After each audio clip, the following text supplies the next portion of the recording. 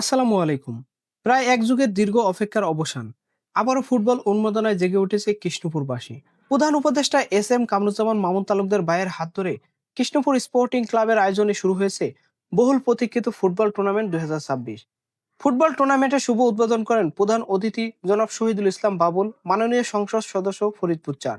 উদ্বোধনী ম্যাচে মুখোমুখি হয়েছিল পূর্ব সদরদি স্পোর্টিং ক্লাব এবং সদরপুর স্পোর্টস একাডেমি।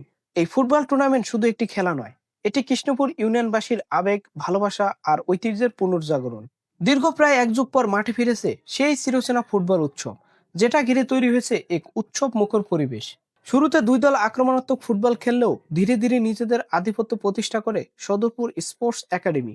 বিরতির আগেই জোড়া গোল করে এগিয়ে যায় সদরপুর স্পোর্টস একাডেমি। জেনে রাখা ভালো, Krishnapur sporting club football tournament 2026 champion দল পাবেন 1 লক্ষ টাকা এবং রানার্স আপ দল পাবেন 50,000 টাকা।